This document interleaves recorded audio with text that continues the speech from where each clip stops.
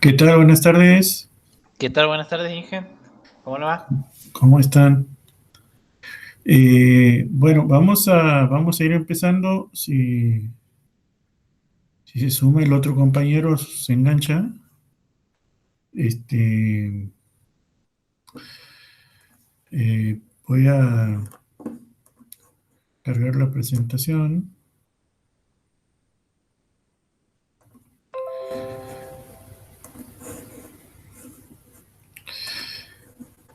Bueno, aquí estamos. Se ve bien, ¿no? Sí, Inge, se ve perfecto. Vamos a completar el conjunto de ecuaciones fundamentales que habíamos empezado a ver en dinámica de fluidos. Y vamos a presentar ahora en esta clase lo que tiene que ver con el teorema de transporte de Reynolds y las ecuaciones en Navier-Stokes. Había quedado un poquito en el tintero la clase pasada cuando habíamos visto eh, la ecuación de conservación de la energía o el teorema de Bernoulli, y también el teorema de conservación de la cantidad de movimiento. En ambos casos habíamos visto las demostraciones y las expresiones a las que llegábamos para una línea de corriente, ¿no? Pero cuando vamos a tratar con el caso del movimiento de fluidos reales, ya sea en conducciones, en tuberías, en canales, en ríos y demás, generalmente nos encontramos con situaciones en las que tenemos la presencia de conductos de un tamaño dado que se pueden representar mediante tubos de corrientes o grupos de tubos de corrientes. Por lo tanto, es necesario pasar de la expresión de la ecuación de la energía desde una línea de corriente a un tubo de corriente. ¿Qué características puede tener ese tubo de corriente? Bueno, como en este caso, si lo estamos viendo en este esquemita representado gráficamente, podemos tener una distribución dada de velocidades. Una distribución de velocidades que puede ser variable a través de una sección transversal que practiquemos en ese tubo de corriente. Entonces, vamos a suponer una distribución de velocidades que responde a este diagrama que tiene una forma cualquiera, una forma arbitraria. Cuando estudiemos en el caso de flujos de fluidos reales en conducciones, en tuberías, en canales, vamos a encontrar las ecuaciones matemáticas que representan esta distribución. Pero por ahora vamos a hablar de una distribución cualquiera. Vale decir que aquí están en rojo los vectores velocidad correspondientes a esta sección transversal, que bueno, según esta representación son menores para las fibras superiores y mayores para las fibras inferiores, con un máximo que está ubicado por acá. Vale decir que este diagrama de velocidades es variable a través de la sección transversal. Si consideramos un filamento de flujo, recuerden que un filamento de flujo, cuando habíamos estudiado cinemática de fluidos, era un tubito de corriente con un área infinitesimal, un área transversal infinitesimal diferencial de A, y con una velocidad característica, en este caso B minúscula, B corta minúscula. Si lo representamos aquí, vamos a tener que en el diagrama de velocidades, ese filamento de flujo representa un elemento de volumen, que en definitiva va a ser el caudal elemental que está conduciendo ese filamento de flujo, ¿verdad? Y a su vez vamos a tener una velocidad media para la sección que va a ser, digamos, la altura de un cilindroide, ¿verdad? De volumen equivalente al diagrama de distribución de velocidades. En este caso, como lo estamos viendo en un plano, lo vamos a simbolizar con B mayúscula, lo que sería la velocidad media, y sería como este rectángulo con línea de trazos celestes que tiene un área equivalente al área envuelta por todo este diagrama de velocidades. En el caso 3D, ¿verdad? Estamos hablando de volúmenes equivalentes. Entonces, en ese caso, si quisiéramos utilizar la velocidad media del flujo como la velocidad característica para representar la componente de energía cinética en el teorema de Bernoulli, ¿se acuerdan? El teorema de Bernoulli decía que la energía total por unidad de peso del fluido era z más p sobre gamma más b cuadrado sobre 2g, donde z es la altura de posición, ¿verdad? P es la presión, gamma el peso específico del fluido, y esa B, si la quisiéramos representar, bueno, era una línea de corriente, era la velocidad a lo largo de la línea de corriente, pero si la quisiéramos representar por la velocidad media, vamos a tener que hacer una corrección de la energía cinética, teniendo en cuenta que la velocidad es variable a través del área de la sección transversal de la línea de corriente. Entonces, la energía cinética de la que está animado este elementito volumétrico será diferencial de energía cinética, un medio de su masa, que es diferencial de masa, por su velocidad, que es b corta minúscula elevada al cuadrado, ¿verdad? Bueno, la masa de ese elementito es la densidad por su volumen, ¿verdad? Y el volumen del cilindrito va a ser diferencial de A por diferencial de S, ¿verdad? Diferencial de A por diferencial de S. Entonces, reemplazando aquí, vamos a tener que la diferencial de energía cinética es un medio de ρ por diferencial de A, diferencial de S, por B cuadrado. Pero S, a su vez, S, que es el desplazamiento, ¿verdad? Es el producto de la velocidad por diferencial de tiempo, ¿verdad? Entonces, en definitiva, la energía cinética de la que va a estar animado el elementito S va a ser ρ por diferencial de t por velocidad al cubo, o sea, esta velocidad por esta velocidad al cuadrado es velocidad al cubo, por diferencial de A sobre 2. Entonces, la energía cinética total del tubo de corriente será la integral de esta energía cinética elemental extendida al área de la sección transversal, todo el área de la sección transversal del tubo de corriente. Vamos a suponer que es un fluido homogéneo, ¿verdad? Y por lo tanto la densidad puede ser agua de baja compresibilidad o incompresible, la densidad sale como constante fuera del signo integral y nos queda un medio de ρ diferencial de t por la integral extendida al área de b al cubo diferencial de a. El valor que adquiera esta integral obviamente dependerá de la ley matemática que describa esta distribución de velocidades. Ahora bien, si consideramos a la velocidad media, la energía cinética promedio asociada a la velocidad media la vamos a representar con E sub c con una barra arriba para diferenciarla de esta, ¿no? En ese caso va a ser un medio de la masa por la velocidad al cuadrado, donde la velocidad es esta b corta mayúscula, o sea, la velocidad media, ¿no? Esta. Entonces, reemplazando, la masa en ese caso va a ser la masa, ¿verdad?, está contenida en este cilindro que aparece aquí representado por esta línea de trazo celeste, ¿verdad? Ρ por A por B diferencial de T, o sea, ρ por diferencial de T, B cubo por A sobre 2. Entonces, el coeficiente de corrección de la energía cinética, que lo vamos a simbolizar con la letra alfa, va a ser el cociente entre la energía cinética real y la energía cinética está calculada con la velocidad media. Entonces, E sub c sobre E sub c barra.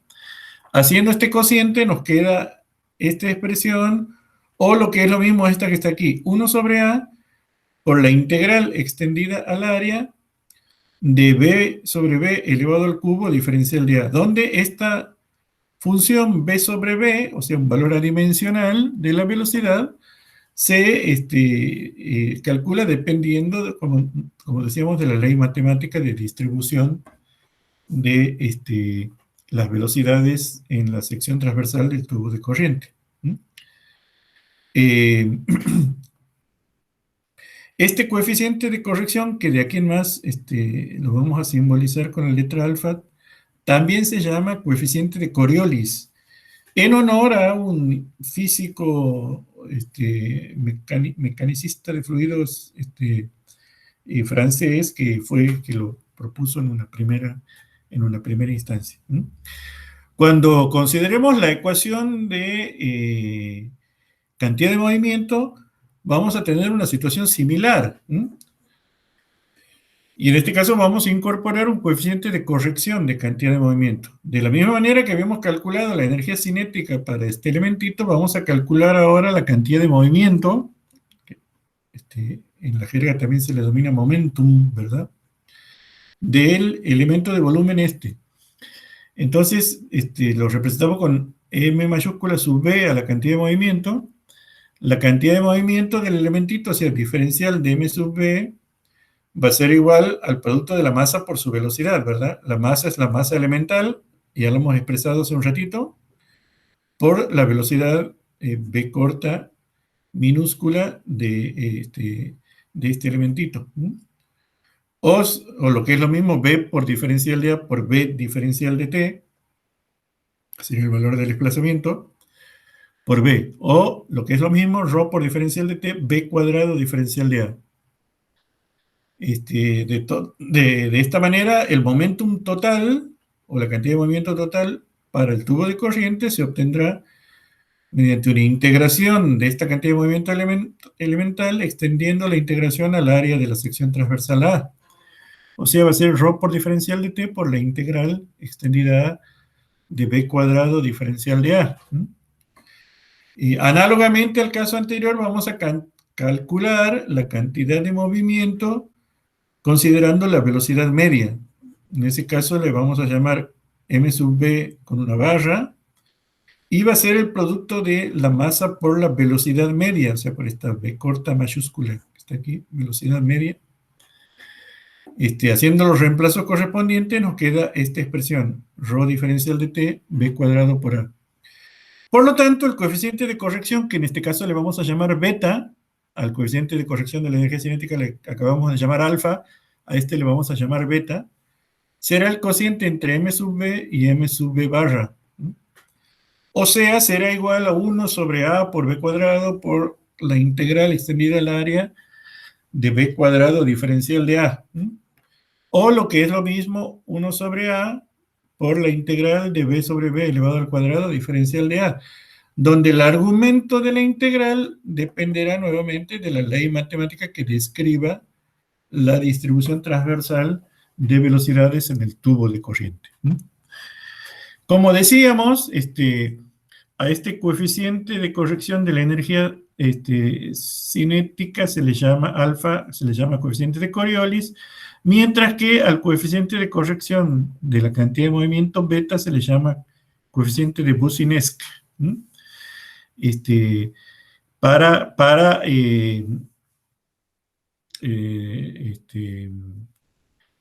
Como reconocimiento a estos dos investigadores que fueron los que los introdujeron por primera vez a estos coeficientes. Entonces, cuando apliquemos la ecuación de conservación de la cantidad de movimiento, vamos a corregir, cuando la apliquemos a un tubo de corriente o a una vena líquida o a una corriente líquida o una corriente fluida, lo vamos a corregir por este coeficiente beta, y cuando apliquemos a la ecuación de la energía, lo vamos a corregir con el coeficiente alfa, toda vez que expresemos la energía cinética en términos de la velocidad media y la cantidad de movimiento en términos de la velocidad media. ¿Qué valores típicos adquieren estos coeficientes? Como decíamos, va a depender de la forma que tenga esta distribución de velocidades. No me quiero anticipar, pero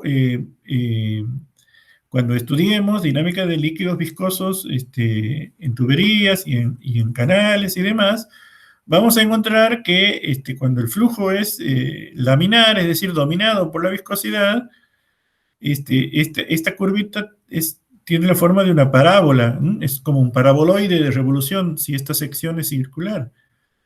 En ese caso, ¿verdad?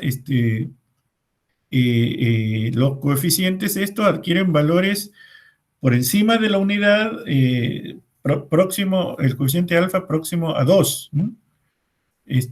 Mientras que el coeficiente beta 1 y pico, ¿verdad? Y si el flujo es turbulento, es decir, dominado por los procesos inerciales, bueno, esta curvita adquiere una ley de tipo logarítmica, ya lo vamos a estudiar más en detalle más adelante, y en ese caso ambos coeficientes son levemente mayores a 1. Alfa está en el orden de 1.1, 1.08, mientras que beta está en el orden de 1.03, 1.04, levemente mayores a 1. Vale decir que en flujos altamente turbulentos se van aproximando a la unidad. Y en la medida que los flujos son cada vez más dominados por la viscosidad, empiezan a aumentar tomando valores algo mayores a la unidad. Pero siempre valen 1 y pico, ¿no? 1 y pico en general estos coeficientes. Si los flujos son altamente turbulentos y uno no conoce su valor, el error que cometería al considerarlos a ambos igual a 1 es relativamente pequeño, ¿no? Si uno quiere hacer un cálculo detallado, bueno, los tendrá que tener en cuenta, pero si no, es relativamente pequeño. Bien, esto es lo que teníamos respecto a la corrección de la energía cinética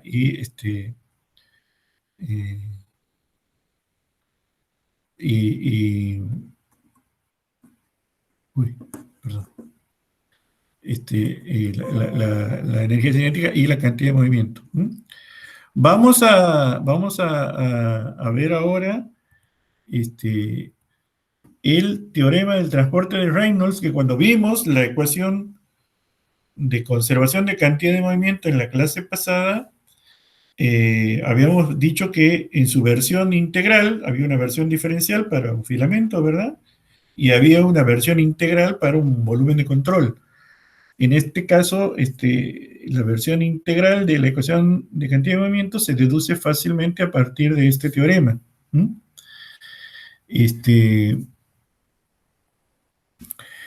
Para ello vamos a tener en cuenta los siguientes aspectos.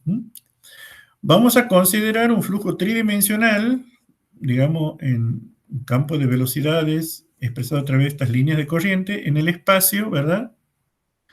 Que está referido a un sistema de coordenadas cartesianas X, Y, Z.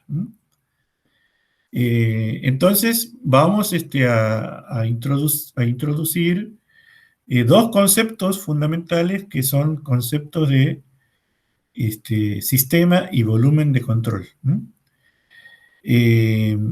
Vamos a considerar en primera instancia, en un instante dado, una región del espacio definida a través de este volumen cuya línea envolvente que se dibuja aquí es continua, ¿no? Cuya línea envolvente es continua, ¿no? En un instante dado t, ese volumen que está fijo en el espacio, es un volumen imaginario que está fijo en el espacio, está conteniendo en su interior una cantidad de fluido equivalente a su propio volumen, que estaría representado por esta línea de trazos, que la hago aquí separadita de la otra para que se vea, pero que en rigor coinciden ambas, ¿no? En un instante de tiempo t, ese volumen está conteniendo una cantidad de fluido dada. A esa cantidad de fluido dada se le llama sistema, ¿no? Se le llama sistema, ¿no? Mientras que el volumen ese imaginario fijo en el espacio referido a este sistema de coordenadas X, Y, Z, se le llama volumen de control. Entonces, la línea continua representa el contorno del volumen de control, mientras que la línea de trazos representa el contorno del sistema. Como el fluido está en movimiento, en un tiempo inmediatamente posterior, o sea, en un instante t más delta de t, el sistema se habrá desplazado un poquito respecto al volumen de control, porque el volumen de control está fijo en el espacio, ¿no? El volumen de control está fijo en el espacio. Mientras que el sistema, como está conformado por fluido, ¿verdad? Está en movimiento. Entonces, En el instante t más delta de t, el sistema se habrá desplazado, por lo tanto, fíjense, esto contorneado por la línea de trazos, se desplazó. Donde hay una parte, ¿verdad?, de fluido que salió, una parte de fluido que salió del volumen de control, hay una parte de fluido que está entrando al volumen de control y hay una parte de fluido que todavía está adentro y no terminó de salir de ese volumen de control. Entonces, ahí tenemos una serie de regiones y por eso la hemos sombreado, no sé si se alcanza a ver bien, en este caso con líneas horizontales y en este caso con líneas verticales, ¿no? Entonces a estas regiones le vamos a llamar respectivamente R1, que es la parte que comprende la fracción de fluido que ingresó al volumen de control en el lapso delta de t, R2, con subíndices romanos, ¿no? R2, que es la parte de fluido que permaneció dentro del volumen de control, y R3 es la parte de fluido que salió del volumen de control durante el lapso delta de t. Durante el lapso delta de t. Entonces, vamos a analizar en el transcurso de ese delta de t qué pasó con las propiedades del flujo y las propiedades del fluido en el volumen de control. Aquí hay un gráfico, digamos, ampliado del anterior, ¿verdad? En el tiempo t, en el tiempo t más delta de t, donde tenemos, esta sería la región 2 en el tiempo t, esta sería la región 2 en el tiempo t más delta de t, esta sería la región 1, que no existía en el instante t, y ahora en t más delta de t comprende toda esta parte que está sombreada, y esta sería la región 3, que no existía en el instante t, pero en t más delta de t corresponde todo esto que está sombreado con líneas verticales. Entonces, vamos a considerar que, y le llamamos n mayúscula, a una cantidad total de alguna propiedad. Puede ser la masa, puede ser la energía, puede ser la cantidad de movimiento, o sea, características, alguna propiedad del flujo que está dentro del sistema en el tiempo t, que está en el tiempo t. Y vamos a simbolizar con eta, esa misma cantidad, pero por unidad de masa en todo el fluido. O sea que eta es n sobre m, ¿no? Donde es n la propiedad, que puede ser masa, energía, sobre la masa, ¿no? Esta eta que está aquí, es esto dividido la masa. Entonces vamos a formular de qué manera podemos representar en forma matemática la rapidez del incremento de esa propiedad de n para el sistema, teniendo en cuenta el volumen de control. Tengamos en cuenta lo siguiente, el volumen de control está fijo en el espacio, mientras que el sistema se está moviendo a través del tiempo. El volumen está fijo en el espacio y el sistema está moviéndose a través del tiempo. En un instante dado, le llamamos sistema a lo que está contenido íntegramente dentro del volumen de control. Pero en un instante posterior, parte de ese fluido habrá salido, parte habrá permanecido adentro y otra parte estará siendo reemplazado por una nueva cantidad de fluido que está ingresando. Ese es lo que tenemos que analizar. Entonces, teniendo en cuenta esa figura anterior, en el instante t más delta de t, el sistema consta de los volúmenes contenidos en las regiones indicadas, ¿verdad? Con R2 y R3, mientras que en el instante t ocupaba solamente, bueno, R1, R2 y R3, ¿verdad? Mientras que en el instante t ocupaba solamente el volumen R2. Entonces, el incremento de la propiedad de esta n dentro del sistema durante el intervalo delta de t estará expresado de la siguiente forma. Eh, n del sistema en el instante t más delta de t menos n del sistema en el instante t va a ser lo siguiente. Fíjese que en t más delta de t va a ser la integral extendida a R2 de eta por ρ por diferencial de volumen, más la integral extendida a la región R3 del mismo argumento eta por ρ diferencial de volumen, con el subíndice t más delta de t, indicando que eso es en el instante posterior. Menos en el instante anterior, ¿verdad? Estaba todo extendido en R2, ¿verdad? Todo extendido en R2.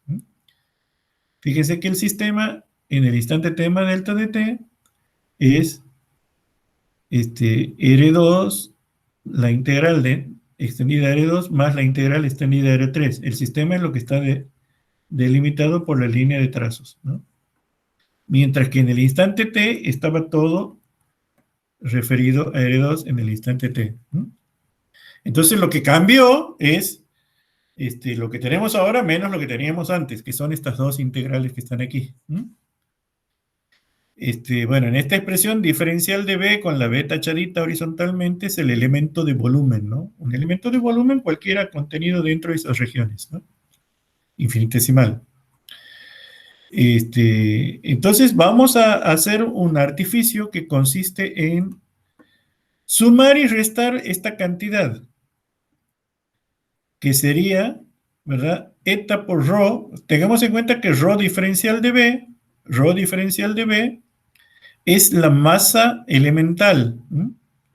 Y como eta es n sobre m, ¿verdad? Cuando hagamos la integración vamos a tener la propiedad de n, ¿verdad? En este caso referido a R1. O sea, le vamos a sumar y restar, perdón. Le vamos a sumar y restar esta cantidad que aparece aquí sombreada horizontalmente. ¿Cómo se expresa esa cantidad? Bueno, la integral extendida de R1 en t más delta de t, ¿verdad? Del mismo argumento, eta por ρ por diferencial de volumen. Entonces a esta expresión le sumamos y le restamos esta cantidad.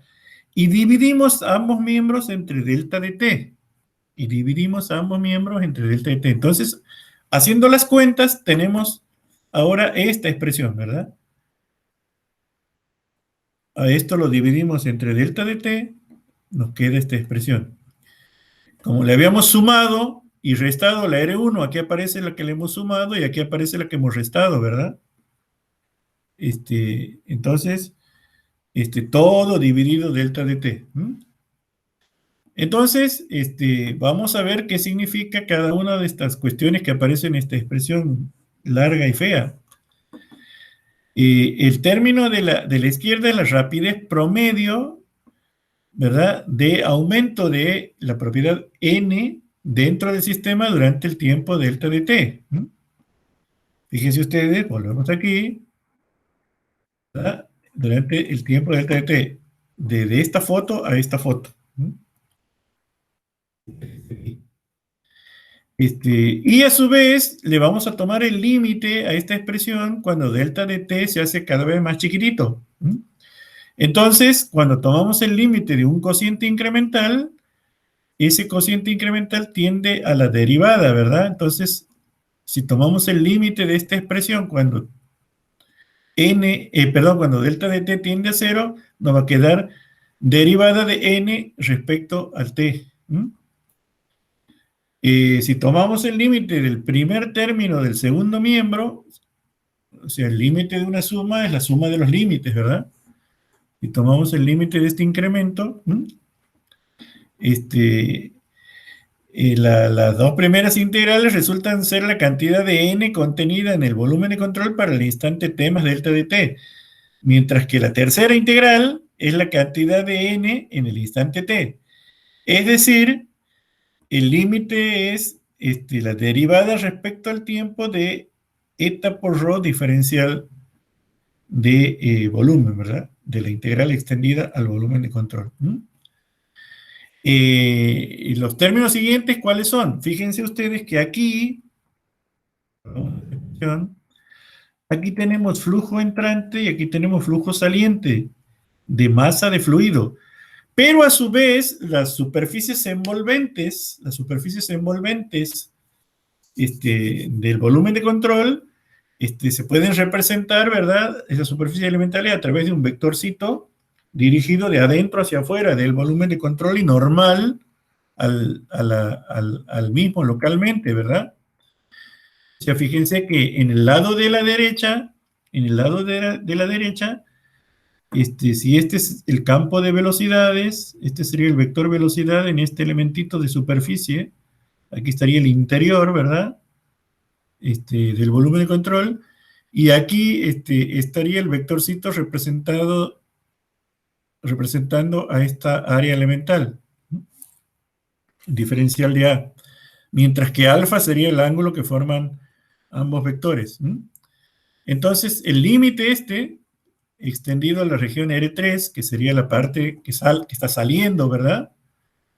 Cuando delta de t tiende a 0, de esta integral sobre delta de t, no es otra cosa que la integral extendido al área saliente, ¿verdad? Que le vamos a llamar A sub s.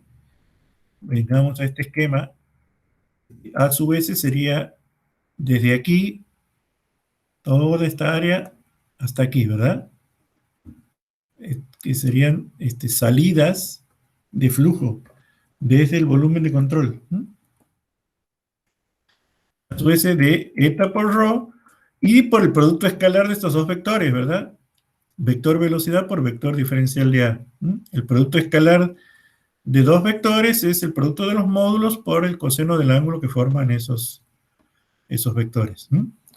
Este diferencial de A es el vector que representa un elemento de área de la superficie de salida del flujo, área de salida, y alfa es el ángulo entre el vector diferencial de A y el vector velocidad. Mientras que en todo este sector, ¿verdad?, tenemos flujo entrante hacia el volumen de control. Cuando el sistema se mueve, desaloja el fluido y tenemos flujo entrante hacia el volumen de control. Entonces, en esta zona, ¿verdad?, lo que tenemos es que, si esto es el interior, este es el flujo entrante, pero el vector diferencial de A siempre va desde la superficie hacia afuera según la normal.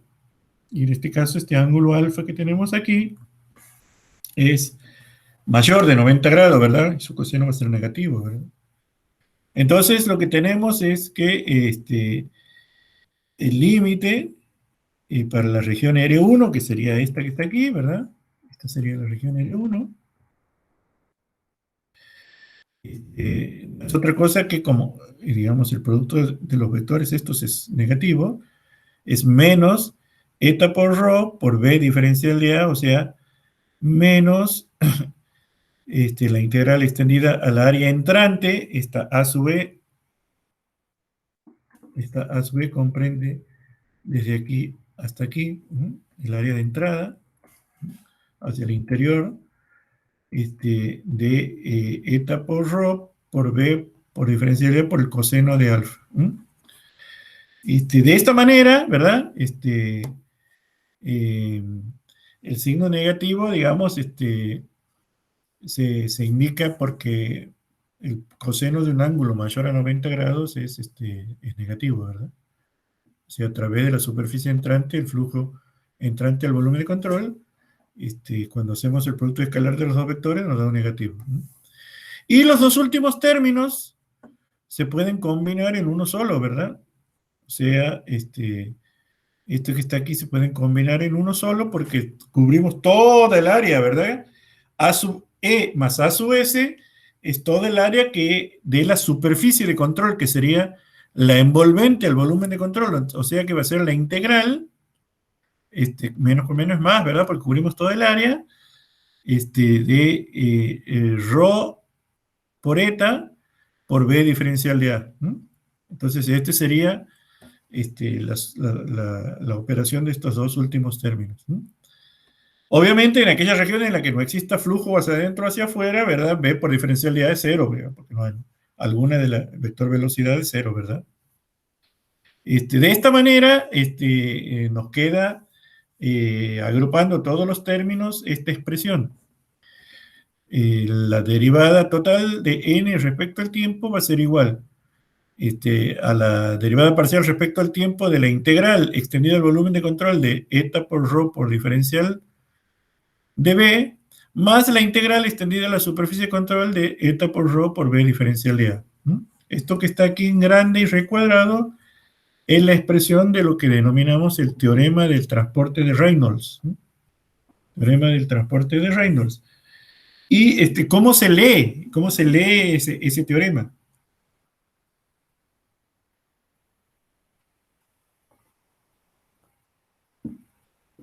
Se lee de la siguiente manera.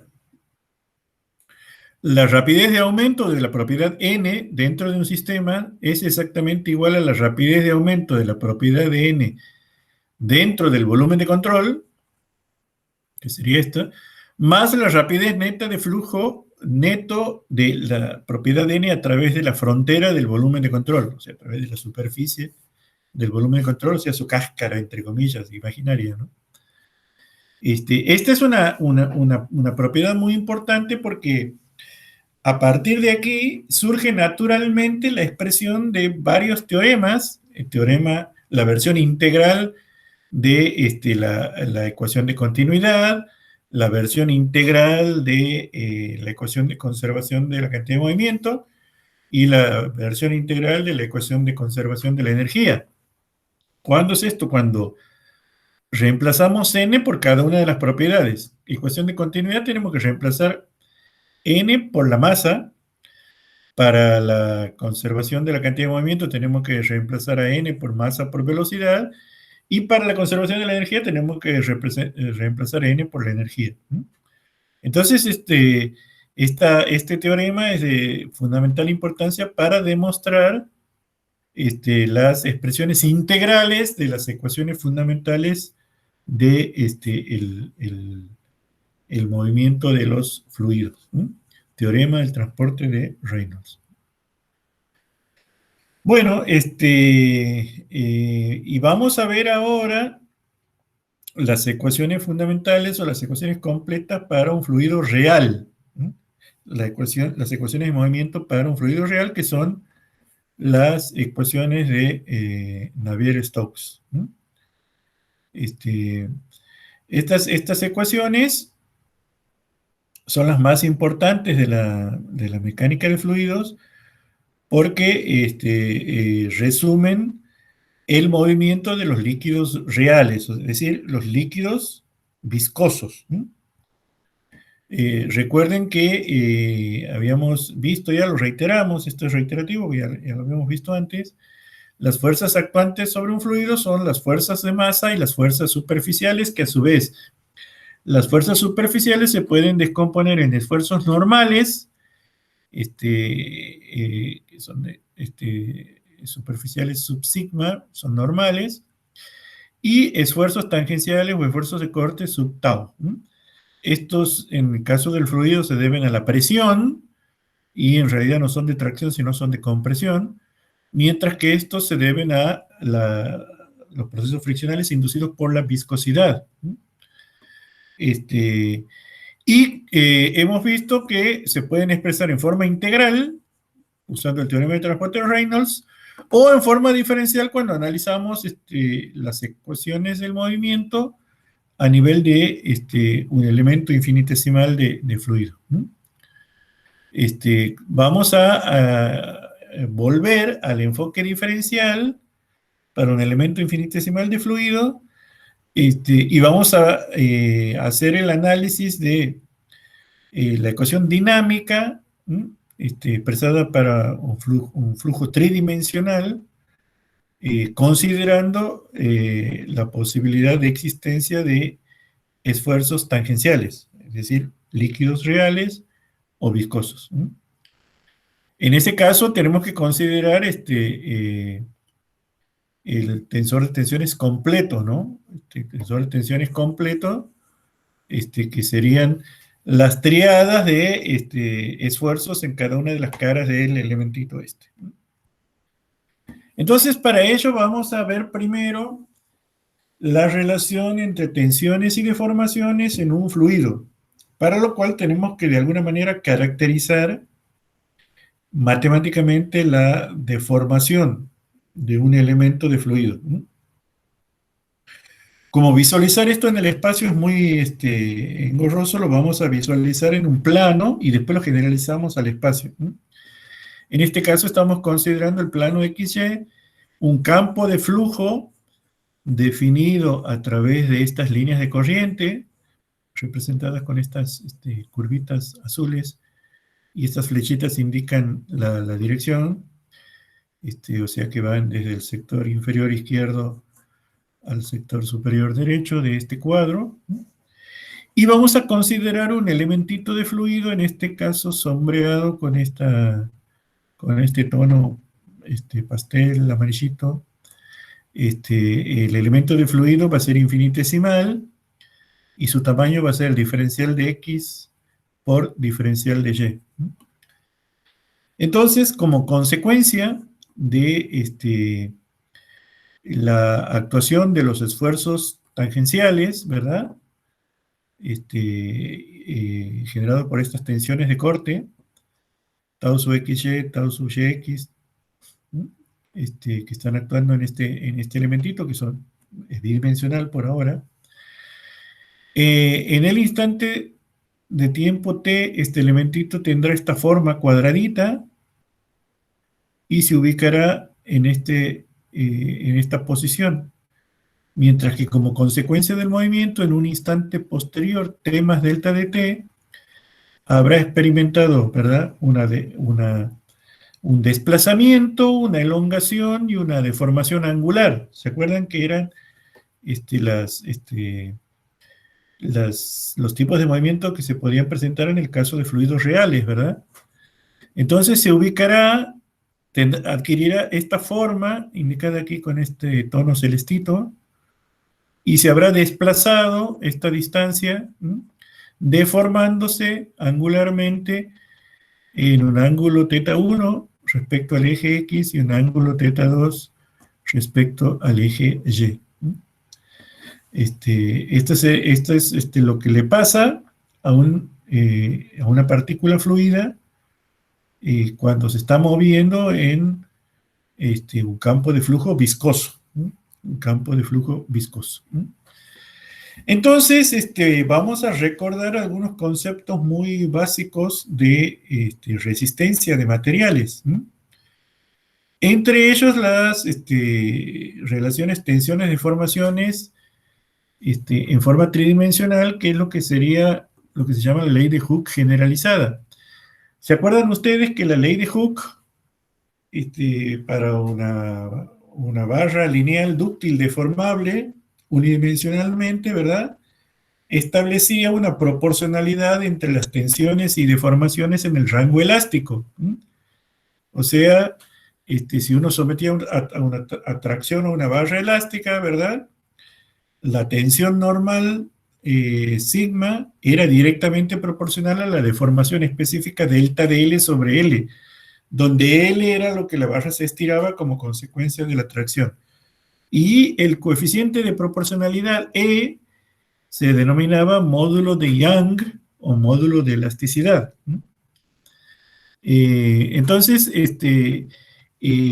uno puede, y en cualquier libro de resistencia de materiales está, demostrar estas tres expresiones que están aquí, que son las relaciones entre tensiones y deformaciones. Por ejemplo, en el libro de Timoshenko lo pueden ver, que se establecen de la siguiente manera: cuando hay deformaciones dominantes en una dirección, ¿verdad?, como por ejemplo pueden ser tracciones en una dirección o compresiones en una dirección, en las otras dos también hay deformaciones que están caracterizadas por coeficiente que está aquí, nu sub p, que se llama coeficiente de Poisson. Entonces, la deformación específica en la dirección X es 1 sobre el módulo de elasticidad por la tensión normal en X, menos el módulo de Poisson por la suma de las tensiones normales en las otras dos direcciones. Y análogamente en Y y en Z, configurando estas tres expresiones. Hay un módulo, ¿verdad?, de elasticidad tangencial también, G, módulo de elasticidad tangencial que se relaciona con los módulos de Young y coeficiente de Poisson a través de esta expresión. G es igual a E, que es el módulo de elasticidad, sobre 2 por 1 más nu sub P, que es el coeficiente de Poisson. Por lo tanto, teniendo en cuenta esta expresión, podemos escribir, haciendo la suma de las tres deformaciones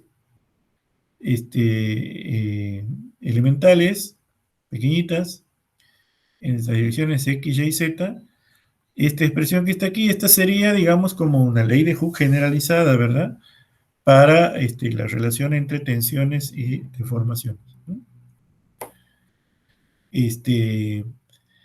Para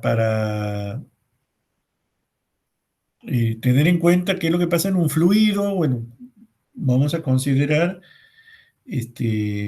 relaciones entre tensiones y desplazamientos en un cuerpo elástico. Por ejemplo, imaginemos una situación de un cuerpo elástico que tiene esta forma continua, aquí, sometido, ¿verdad?, a un campo de tensiones, y como consecuencia de la acción de ese campo, pasará a deformarse, adquiriendo esta forma representada por esta línea de trazos, donde un punto de referencia A se habrá desplazado a una posición A' a través de este vector de desplazamiento S. Bueno, se puede, invocando las relaciones anteriores, encontrar, ¿verdad?, estas expresiones que están aquí. Las tensiones normales, sigma X, sigma Y, sigma Z, resultan iguales al módulo de elasticidad transversal por 2 veces el desplazamiento respecto a cada una de las direcciones, menos 2/3 por el gradiente de deformaciones S, donde el vector S es, bueno, un diferencial de S, ¿verdad?, será diferencial de X por Y, más diferencial de Y por J, más diferencial Z por K, será una deformación tridimensional, ¿verdad? Más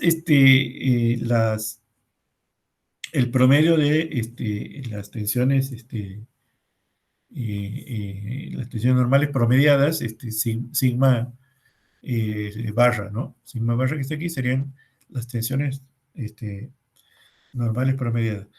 La ley de viscosidad de Stokes establece una analogía entre este estado tensional de un cuerpo elástico que se deforma y las deformaciones de los fluidos, teniendo en cuenta el principio de viscosidad de Newton. ¿Se acuerdan del principio de viscosidad de Newton, verdad?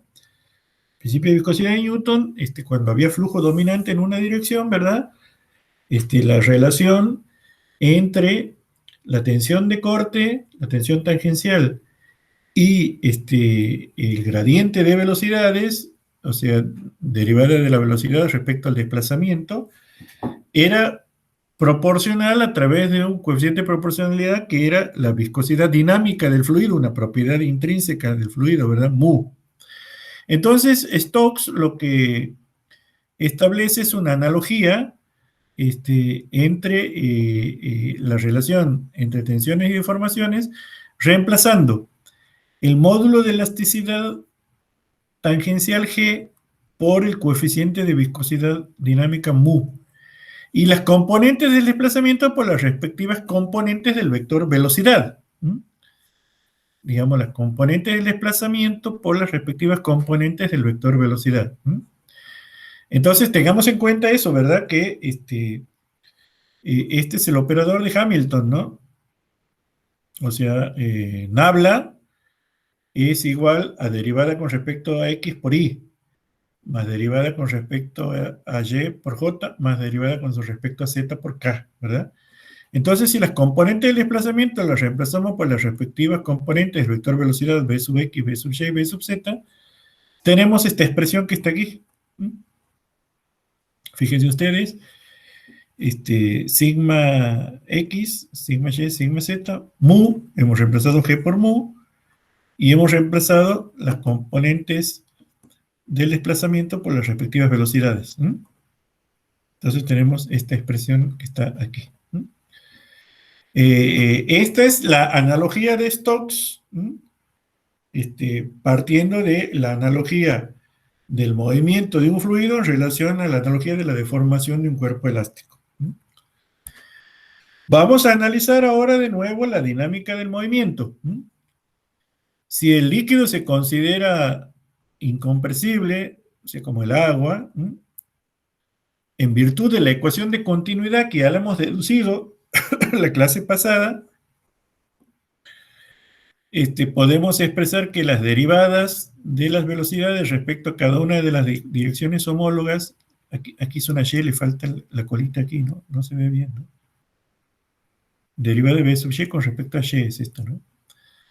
La suma de las derivadas de las componentes de las velocidades respecto a las direcciones homólogas, derivada de B sub X con respecto a X, más derivada de B sub Y con respecto a Y, más derivada de B sub Z con respecto a Z, tiene que ser igual a 0.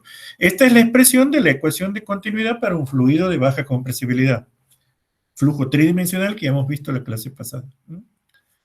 Entonces, vamos a considerar un elemento infinitesimal, tal como este sería un volumen elemental, diferencial de X, diferencial de Y y diferencial de Z en un campo de flujo tridimensional, ¿verdad? Y las ecuaciones tensión-desplazamiento que ya lo hemos calculado previamente son estas, ¿verdad? Porque cada una de las expresiones que aparecen aquí, esto va a ser igual a 0, esto va a ser igual a 0, esto va a ser igual a 0, nos quedan estas tres ecuaciones reducidas a este formato que aparecen aquí.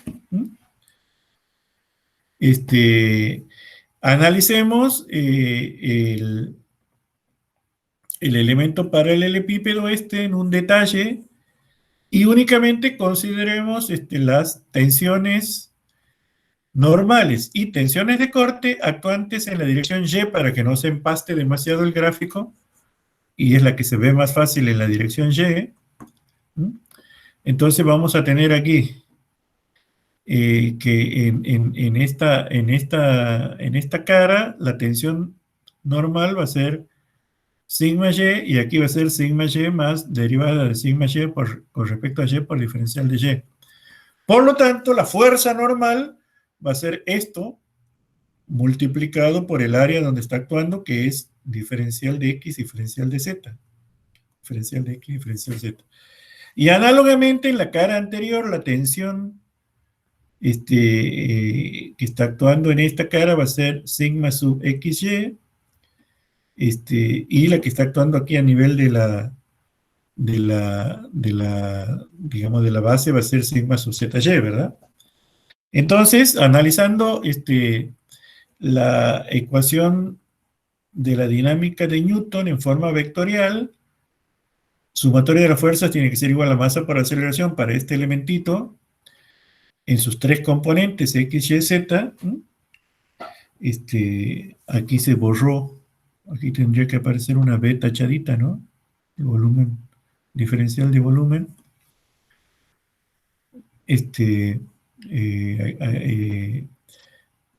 No sé si será la versión de PowerPoint, pero en la edición que yo estaba manipulando se aparecía, bueno, aquí no aparece, pero aquí va un volumen, ¿no? Diferencial de volumen. Entonces va a ser diferencial de fuerza igual a diferencial de masa por aceleración. En la dirección Y tenemos esta expresión, donde M sub Y es la fuerza másica, o sea, que ya habíamos analizado cuando vimos la ecuación fundamental de la hidrodinámica, ¿verdad? O las ecuaciones de Euler. Tengamos en cuenta que las ecuaciones de Euler eran la aplicación de este mismo principio para un fluido invícido, ¿no? Para un fluido carente de viscosidad, o sea, un fluido ideal. En este caso, al ser un fluido real, aparte de las tensiones normales, aparecen las tensiones tangenciales. Utilizando las ecuaciones generales que venían del principio de viscosidad de la analogía de Stokes, a esta expresión la podemos representar de esta manera. Y el término este que aparece entre paréntesis, lo que podemos hacer es sacar factor común derivada respecto a y, porque fíjense que y aparece en todas, ¿no? Aparece aquí, aparece aquí, aparece aquí. Entonces este término que está aquí entre paréntesis va a ser derivada con respecto a y de derivada con respecto a x de b sub x más derivada con respecto a y de b sub y más derivada con respecto a z de b sub z. Y en virtud de la ecuación de continuidad, esto es cero, ¿verdad? O sea que este término se va a hacer cero, ¿verdad? Este término vale cero. Por lo tanto, la ecuación para diferencial de f sub y ahora queda más compacta de esta forma.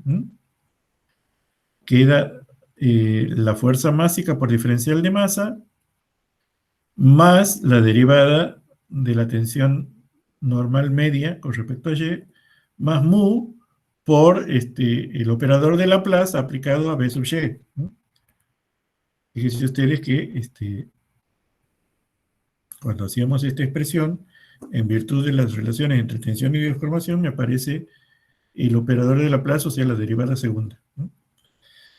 Y como recordaremos de lo que vimos en cinemática de fluidos, las aceleraciones son, digamos que sería la derivada total de la velocidad con respecto al tiempo, son la suma de la aceleración local más las tres componentes de aceleración convectiva.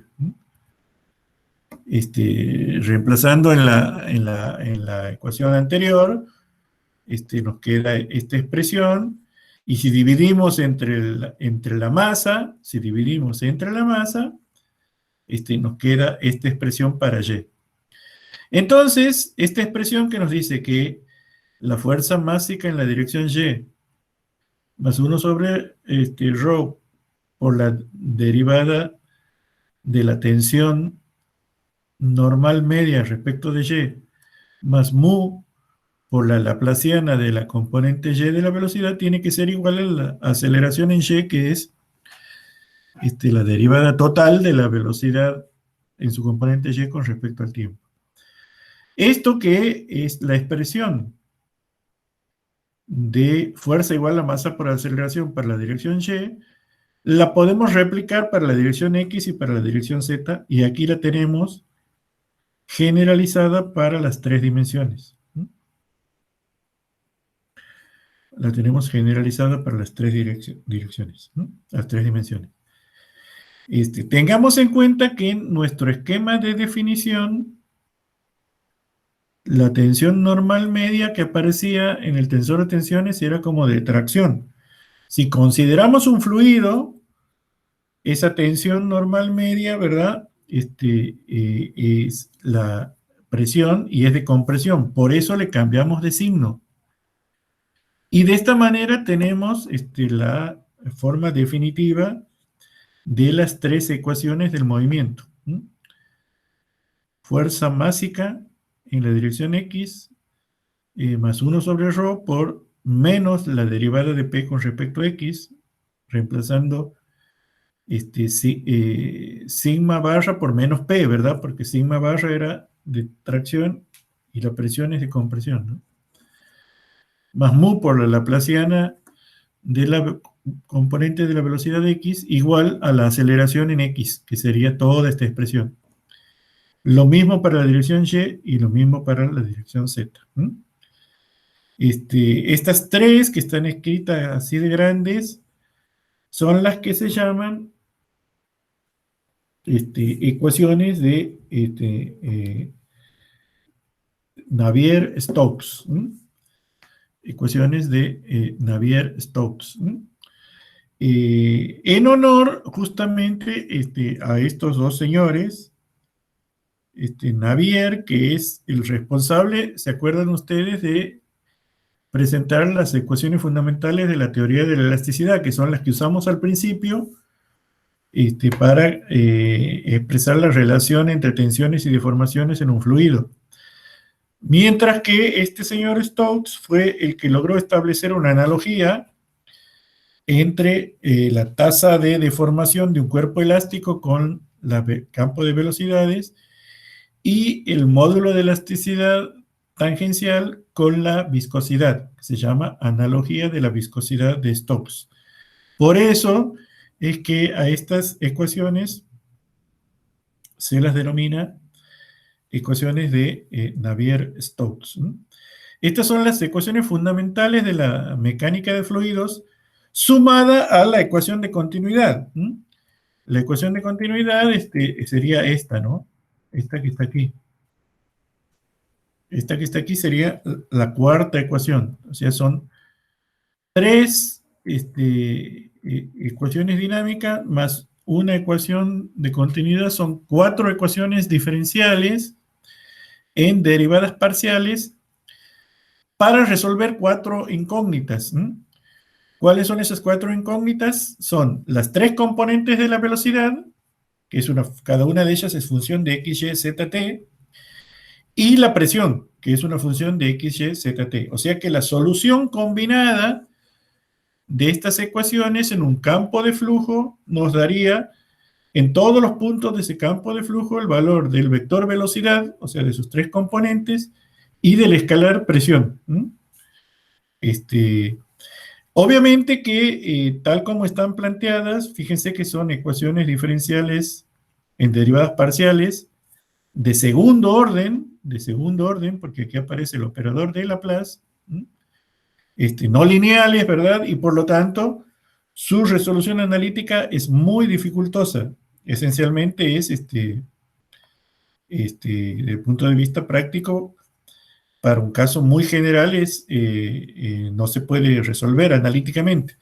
Únicamente se puede resolver mediante simplificaciones para casos muy sencillos, como puede ser flujo entre dos placas planas paralelas, dominados por la viscosidad, o flujo en un conducto cilíndrico viscoso. En el primer caso se llama flujo de Couette, en el segundo caso se llama flujo de Poiseuille. Sin embargo, en la práctica, estas ecuaciones no se pueden resolver analíticamente y hay que recurrir a procedimientos aproximados, soluciones semi-empíricas, o soluciones numéricas. Vamos a ver de aquí en adelante, cuando empecemos a desarrollar las aplicaciones de las ecuaciones fundamentales de la mecánica de fluidos para el caso de líquidos reales, como, dado que estas ecuaciones son muy difíciles de resolver analíticamente, se recurre a otros artificios, otros artilugios, sobre todo basados en estudios experimentales para obtener soluciones aproximadas. Pero bueno, estas son las ecuaciones fundamentales del movimiento que tenemos que saber que es necesario respetarlas en cualquier situación de movimiento de fluidos. En la actualidad, a través de las últimas 3 décadas y media, desde mediados de los años 80 hasta nuestros días, en los últimos 35 años, ha habido un desarrollo significativo y explosivo de el uso de técnicas de modelación numérica para resolver estas ecuaciones en forma aproximada mediante algoritmos numéricos basados en distintos esquemas de discretización, como el método de los elementos finitos, el método de los volúmenes finitos, el método de los elementos de contorno, etc. Y en la actualidad se dispone de muchos modelos numéricos para poder encontrar soluciones aproximadas basadas en esta ecuación. Siempre que tengamos que estudiar un problema de un flujo de cualquier geometría y variable en el espacio y en el tiempo, es necesario resolver estas ecuaciones. Como no se pueden resolver en forma analítica, se las resuelve en forma numérica y calibrando los parámetros de esa solución numérica utilizando información experimental. Todas estas cosas las vamos a ir viendo en las clases sucesivas cuando ya veamos la dinámica de los fluidos viscosos o de los fluidos reales, ¿no? Así que Recapitulando, hemos visto las ecuaciones fundamentales de la mecánica de fluidos, partiendo de los casos más sencillos, es decir, de fluidos ideales, carentes de viscosidad, que nos conducían, bueno, en primer lugar, las distintas formas de expresar la ecuación de continuidad, que es la conservación de la masa, y las ecuaciones de Euler eran una expresión de las ecuaciones dinámicas, de la ley fundamental de la dinámica de Newton, a una partícula o un tubo de corriente de un fluido invícido, carente de viscosidad. Y hemos visto las formas diferenciales e integrales de esas ecuaciones, utilizando, por ejemplo, lo que acabamos de ver hace un rato, el teorema del transporte de Reynolds. Mientras que para aplicar esa ley de conservación de cantidad de movimiento o ecuación fundamental de la dinámica de Newton a un fluido real, tenemos que desarrollar los principios de la teoría de la elasticidad, la analogía de la viscosidad de Stokes y llegar a estas ecuaciones que son las ecuaciones de Navier-Stokes, que son las fundamentales para el movimiento de los fluidos. Fíjense ustedes que tenemos aquí sumatoria de las fuerzas de distinta naturaleza que actúan en un fluido, fuerzas de cuerpo, más fuerzas de presión, más fuerzas de fricción o de viscosidad. Cuando el flujo es turbulento, vamos a ver más adelante que se desagregan estos esfuerzos debidos a la fricción o a la viscosidad, se desagregan en esfuerzos viscosos y esfuerzos turbulentos, ¿no? Todas las fuerzas que actúan igual a, por unidad de masa, igual a la aceleración. Si ustedes ven la forma en la que están escritas, dimensionalmente se representan fuerzas por unidad de masa, ¿no? Que son aceleraciones, ¿no? O sea, longitud sobre tiempo, ¿no? Longitud por tiempo la menos 1. Vamos a ver más adelante la forma en que las vamos a analizar para poder caracterizar algunas soluciones aproximadas de estas ecuaciones. Creo que esta era la última. Sí, hasta aquí estamos. Bien, aquí estamos. No sé si tienen alguna duda, algún comentario. Esto es lo que les quería presentar hoy. Con esto completamos las ecuaciones fundamentales de la hidrodinámica. A partir de la clase que viene ya empezamos a ver aplicaciones específicas que se basan en estas ecuaciones y cómo se las puede simplificar en algunos casos para poder lidiar con ellas, ¿no? La bibliografía esencial para esta temática, bueno, yo les voy a mandar ahí un apunte del teorema del transporte de Reynolds y otro apunte de las ecuaciones de Navier-Stokes conjuntamente con esta presentación. Los libros son, bueno, siempre Streeter y Wiley. Esta demostración particularmente familiar de las ecuaciones de Navier-Stokes basado en lo que ustedes han visto en resistencia de materiales, digamos, en lo que aparecería en un libro de teoría de elasticidad tipo Timoshenko, está desarrollada así en el libro de mecánica de fluido de James. Mientras que en el libro de Sengel y Simbala, de mecánica de fluidos, está desarrollada de manera más rigurosa, en forma completa, partiendo de la versión integral y partiendo de la versión diferencial. Son distintas maneras de demostrar estas ecuaciones. La demostración es medio plomo, medio engorrosa, pero lo que me interesa es el producto final, que son esas tres ecuaciones diferenciales más la ecuación de continuidad, que rigen el movimiento de los fluidos en el campo gravitatorio terrestre y en otros campos, o en la atmósfera o en el espacio, ¿verdad? En tres dimensiones, ¿no? Así que, no sé si tienen alguna duda, algún comentario, algo que no les haya quedado, que les haya quedado en el tintero. No, nada, Inge, sí se ha entendido de 10. Bueno, el tema de la bibliografía les voy a mandar y en virtud de la temática, quizás, no creo que este miércoles, pero el otro sí tengamos que ver un poquito más de teoría antes de la práctica o después de la práctica. Pero con esto ya está completado la parte de cinemática de los fluidos y dinámica de los fluidos.